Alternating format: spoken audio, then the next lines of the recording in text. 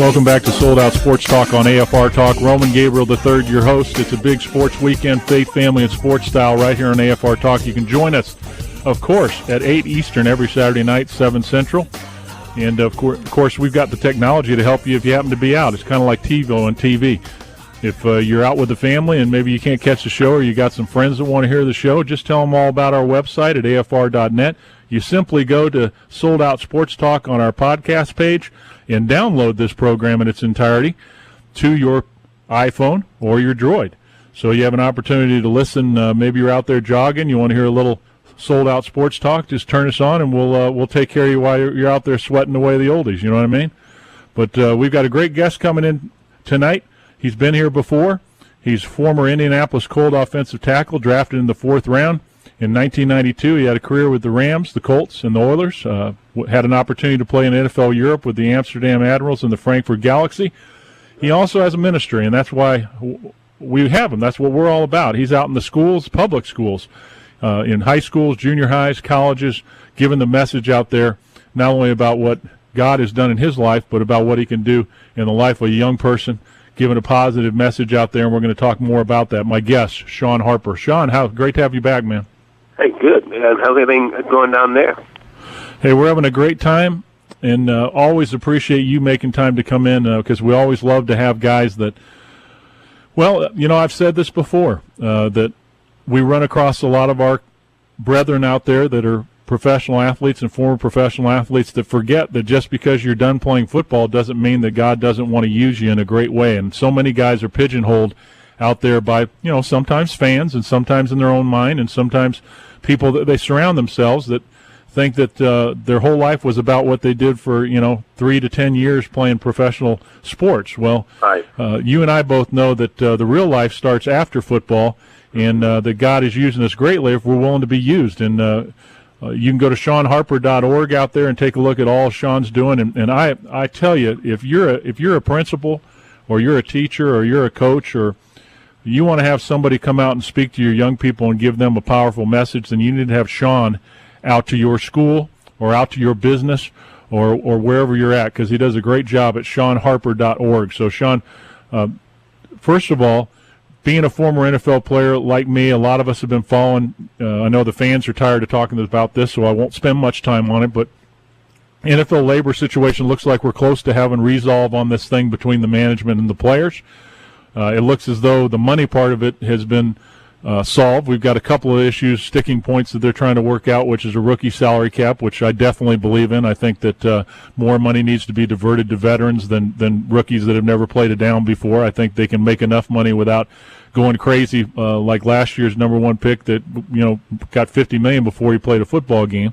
And then the second part of that was the players have said no to the 18-game schedule from 16 games, and I think the owners are willing to give on that. But I think we knew from the start that once we got to this point where it could affect the season, it could affect training camp, it could affect the wallets, most importantly, that we'd have a resolve. Yeah. I actually agree with that 100%. Also, I'm excited that the owners and the players are focusing on the big win, not just the individual win, that was one side versus this side. They're looking at, okay, if we win, we both win. If we lose, if one loses and one wins, you know what? Eventually we're both going to lose. So let's just focus on the big win and let's win and let's play the game. And I'm so pumped that I can turn on the TV this fall and watch some football, some real sports. Sorry. Well, my problem is I can only watch so much baseball because I know that nothing really happens till October, so I don't watch a lot of baseball until the playoffs. And then we got some golf, like we've got the British Open going this weekend. I kind of like to watch those major tournaments. But besides those two things, we got a little women's World Cup soccer type of deal going. But besides that stuff, there just isn't a whole lot going on. This is really the kind of the dog days of sports right now. So I'm really looking forward to the Hall of Fame game at the end of the year. Let's hope end of the month. Let's hope that they're going to have that game. And the season coming up. And, we're not without news, though.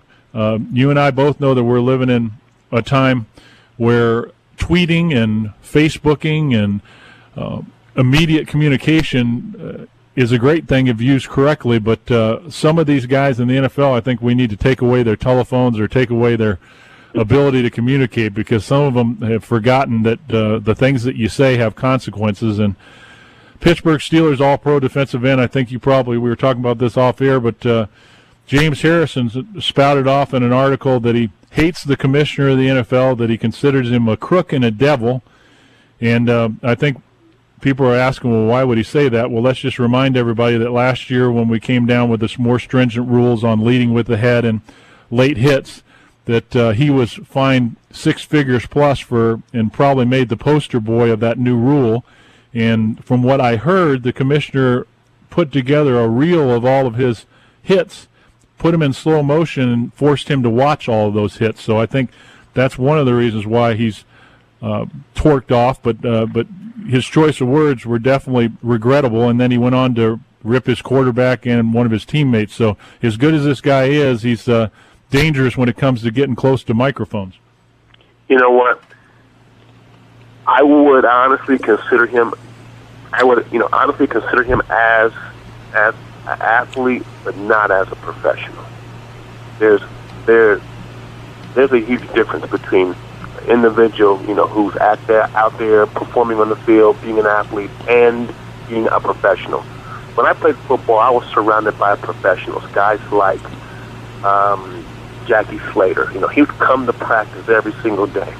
He would have on he was amazing, Roman. He would have on a suit and tie, because he considered everything that he did on the field and off the field has a direct reflection on not a sport, not a game, but a profession. Jackie Slater, I actually watched other players begin to model themselves after that. Second of all, his actual comments were selfish. He wasn't thinking about his teammates. He wasn't thinking about his organization. He wasn't thinking about the game. And I personally, I sound real passionate about this, I apologize. Pray for me. But I personally have a problem with the person who disrespects the game. And that's what I believe happened. Coaches and I agree with you. Coaches fight amongst themselves. Coaches, trust me, but when it comes to game time, I've never seen two coaches go at each other. I've never seen two coaches disrespect each other. When it comes to the game, you keep the game business behind closed doors. You violated that. Former Indianapolis Colt Shawn Harper is our guest. Shawn, a lot of times you have to separate sometimes things that are said in the heat of the moment, but the problem that we have is you and I both know this, when you go into schools and kids look up to these guys, unfortunately, the majority of the players that are out there do care about being professionals. They do care about doing the right thing. But we talk about this in terms of when I go in schools, and I know you do, when you visit with kids, about the consequences of your actions. And even if you're passionate about something, if you get carried away, people can remember not what you said, but how you said it. And when you look at, for example, his teammate, Hines Ward, I've been around Hines Ward, and Hines Ward, probably one of the most revered professionals in the NFL, a guy who does a lot of things in the community, cares about kids, is professing Christian. But yet, a couple of weeks ago, he made the mistake of unfortunately having too much to drink, and instead of getting a cab or a limousine or whatever it was, he decided to drive and was pulled over for drunk driving. And he apologized to the organization, to his fans, and to everybody else. But you have a tendency to lump in a guy that makes that kind of mistake with this kind of a guy, and they're seen across the board as the same thing. And we always say this, and I know you do too, that it's the one mistake that you make that can cost you your reputation and can cost you your witness and your example to others. Yeah. I believe that along with the new paradigms such as social media, we need to create another word called social responsibility and begin to encourage, preach, and teach the athletes and other professionals. You know what? Everything that you do has consequences. Every word that you say affects and infects every single person in your level of influence. And begin to, basically lay that platform out to them, teach them, make it a course, whatever we have to do to get that point across. Not only the athletes, but actors and everybody needs to understand that this is not 1990 anymore. This is not 1980. In the 80s, the 90s, maybe if you were out drinking and you probably would, been able to get away with it. Now, in the year 2011, if you so much as basically ran a stoplight, that photograph is worldwide within 2 hours. Everything that you do now is under the microscope through social media, and you have to understand that, and you have to be held accountable to that. Now, when you talk about, let's do me a favor, take James Harrison, the personality out of this. He happened to say this, but I want to ask you, as being not only a former player, but also an African-American player, I'm going to read this quote that he said and see if you agree with this or you think there's some truth to this statement.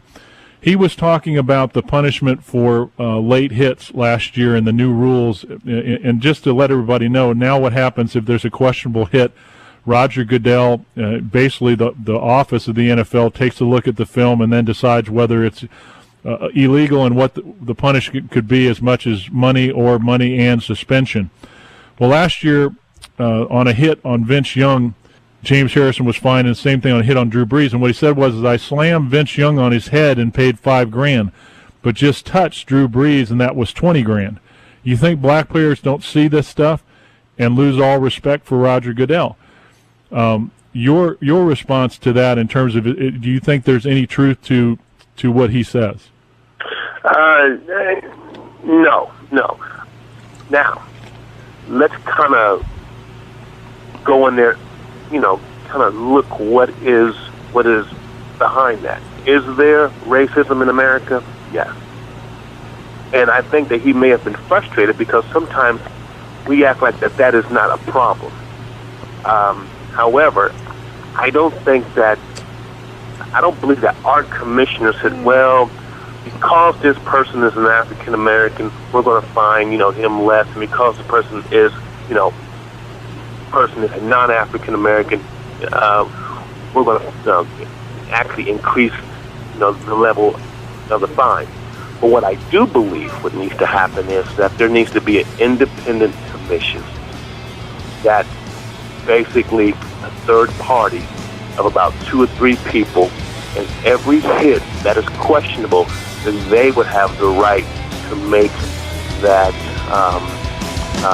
recommendation as far as fines are concerned.